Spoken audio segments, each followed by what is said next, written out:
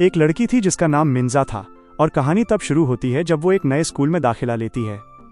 मिंजा की बस एक ही इच्छा थी, दोस्त बनाना। उसके पिछले स्कूल में किस्मत उसके खिलाफ रही थी, वो कभी भी कोई दोस्त नहीं बना पाई थी। इसी वजह से वो अपने पहले दिन बहुत उदास थी। लेकिन किस्मत ने उसके लिए एक छोटा सा सरप्राइज रखा था। जब उसे क्लास से मिलवाया गया तो सभी छात्रों ने उसका गर्मजोशी से स्वागत किया। इस अच्छे माहौल से घिरकर मिंजा ने छुट्टी के समय सोचा, शायद आज पहली बार मेरा कोई दोस्त बनेगा। दुर्भाग्य से उसने जितनी भी कोशिश की कोई फायदा नहीं हुआ। सबने उसे नजरअंदाज कर दिया। तभी जीवान की एंट्री हुई। वो स्कूल की सबसे मशहूर लड़की थी। जीवान अपने दोस्तों के ग्रुप के साथ मिंजा के पास आई और दोस्ती का हाथ बढ़ाया। मिंजा हैरान थी कि इतनी मशहूर लड़कियां उससे दोस्ती करना चाहती हैं। उसे तुरंत इंटरनेट से सीखे गए मिलने जुलने के तरीके याद आए और उसने बिना अटके बोलने के लिए उन्हें इस्तेमाल किया।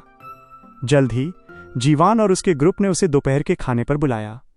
जब वे सब एक साथ चल रहे थे तो मिंजा का दिल खुशी से भर गया। आखिरकार मेरा सपना सच हो रहा है। लेकिन कहानी में मोड़ जल्द ही शुरू हो गया। जीवान ने उसे अपने कुछ लड़के दोस्तों से मिलवाया और उनसे मिलते ही मिंजा को बहुत अजीब महसूस हुआ। वे न केवल बहुत हैंडसम थे बल्कि सुपर पॉपुलर भी थे। सबसे गंभीर दिखने वाला लड़का येजुन बिना नमस्ते किए दूर जाने लगा, लेकिन अचानक उसका ब्रेसलेट मिंजा के कॉलर में फंस गया, जिससे वो लड़खड़ा गया। मिंजा ने तुरंत उसे संभाल लिया और वो पूरी तरह से उलझन में थी कि क्या करे। उसे एक वीडियो याद आया जिसमें अजीब पलों में मुस्कुराने के बारे में बताया गया था। उसने हिम्मत जुटाई, मुस्कुराई और धीरे से माफी मांगी। येजुन ने ठंडे लहजे में बस कहा, भूल जाओ, और चला गया। फिर जीवान ने बताया कि येजुन और हाजुन चचेरे भाई हैं, लेकिन स्वभाव में एक दूसरे के बिल्कुल विपरीत हैं। हाजुन क्लास का मॉनिटर, स्मार्ट और दयालु है, जबकि येजुन शांत और ठंडा रहने के लिए जाना जाता है। असली मजा संगीत की क्लास में शुरू हुआ जब मिंजा और येजुन को एक ही सीट साझा करनी पड़ी। माहौल पहले से ही अजीब था, जो और भी गंभीर हो गया। सामाजिक बनने का पक्का इरादा करके मिंजा ने हिम्मत जुटाई और बातचीत शुरू करने की कोशिश की, लेकिन येजुन ने बस अपने ईयरफोन लगा लिए। मिंजा को थोड़ा बुरा लगा। बाद में एक टीचर ने उसे अलग बुलाया, उसे अपने नए स्कूल का मजा लेने के लिए प्रोत्साहित किया और बताया कि जल्द ही एक और ट्रांसफर स्टूडेंट आने वाली है। जब मिंजा ने उस लड़की की प्रोफाइल देखी तो उसकी आंखें खुली रह गईं। नई लड़की का नाम भी मिंजा था, लेकिन लोग उसे हुनमिन के नाम से जानते थे, जो हजारों फॉलोअर्स वाली एक इंस्टाग्राम इन्फ्लुएंसर थी।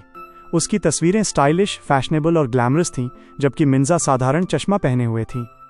सबसे बड़ा झटका तब लगा जब प्रोफेसर ने मिंजा को गलती से हुनमिन समझ लिया। मिंजा ने सोचा, क्या मेरे नए दोस्तों ने भी मुझे हुनमिन समझ लिया है? क्या मेरी दोस्ती बस एक गलती है?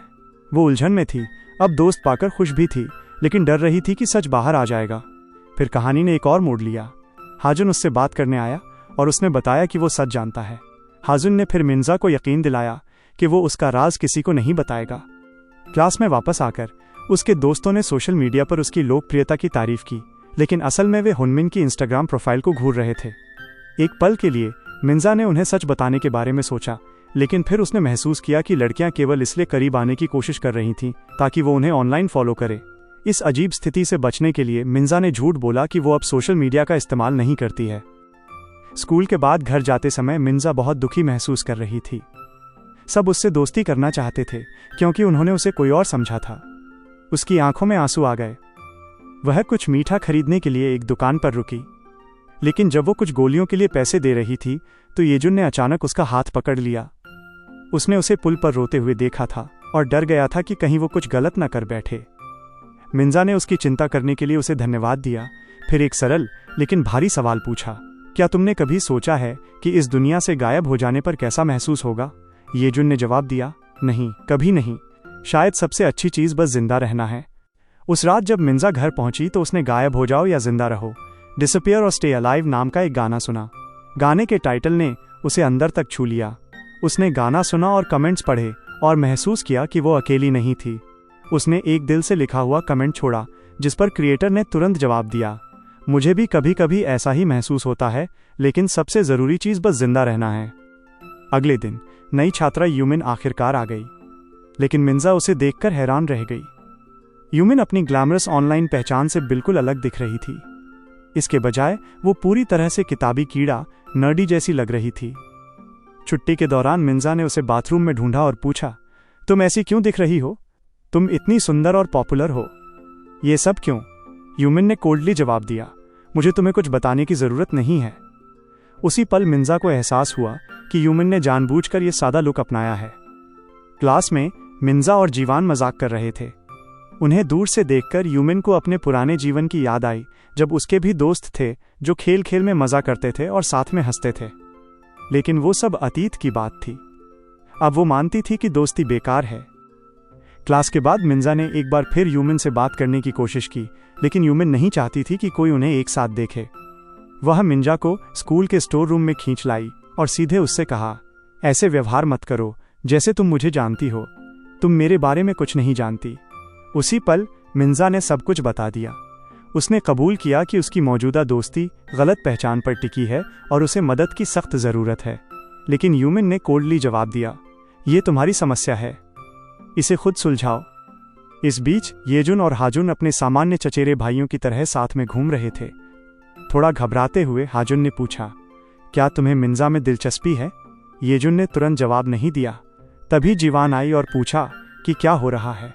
जब हाजुन ने बताया कि लोग येजुन और मिंजा के अफेयर की अफवाहें फैला रहे हैं, तो जीवान और हाजुन दोनों ने ईमो लड़के को छेड़ने लगे, जिससे माहौल काफी मजेदार हो गया। फिर जीवान ने घोषणा की कि वो मिंजा का अपने ग्रुप में सबसे नए सदस्य के रूप में स्वागत करने के लिए पार्टी दे रही है। जल्द ही सभी एक लाइवली कराओके पार्टी के लिए जमा हुए। मस्ती के बीच येजुन ने अचानक मिंजा से एक गाना गाने के लिए कहा। आखिरकार ये उसकी वेलकम पार्टी थी।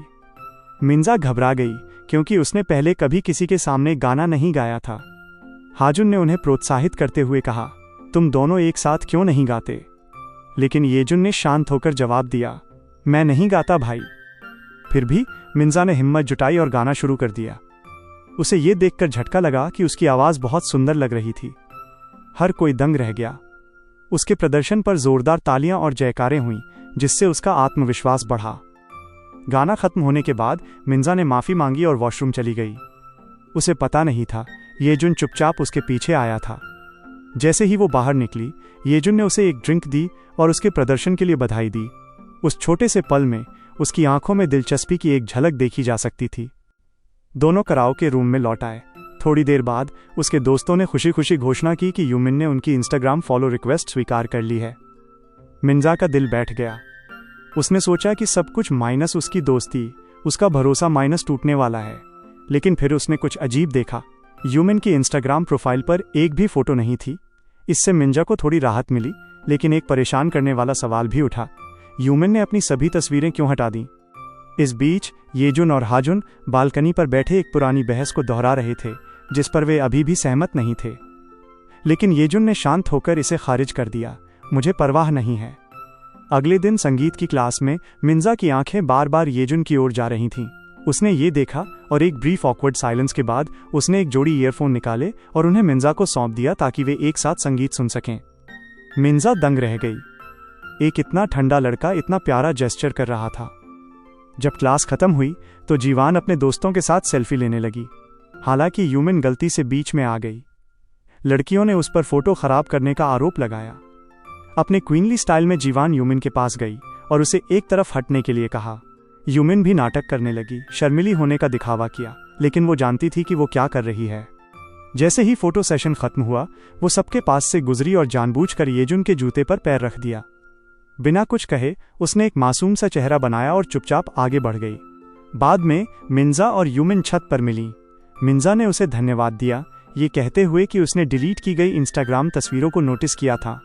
यूमिन ने उसे चेतावनी दी, उन लड़कियों के बहुत करीब मत जाओ, इससे केवल परेशानी होगी।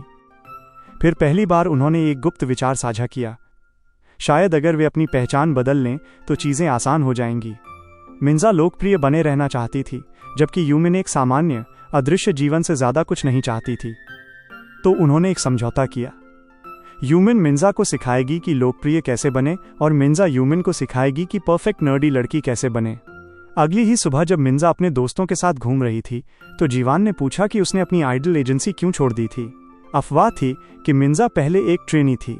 मिंजा पूरी तरह से उलझन में थी, लेकिन तभी उसने यूमिन जो असली ट्रेनी थी को देखा और जल्दी से उसे चुप रहने का इशारा किया। बातचीत अचानक खत्म हो गई। कुछ दिनों बाद अपनी परिवर्तन को एक दोषरहित लोकप्रिय लड़की में बदलने का अभ्यास करते हुए खरीदारी करते समय मिंजा अचानक येजुन से टकरा गई। पार्ट 1 यहाँ एंड होता है।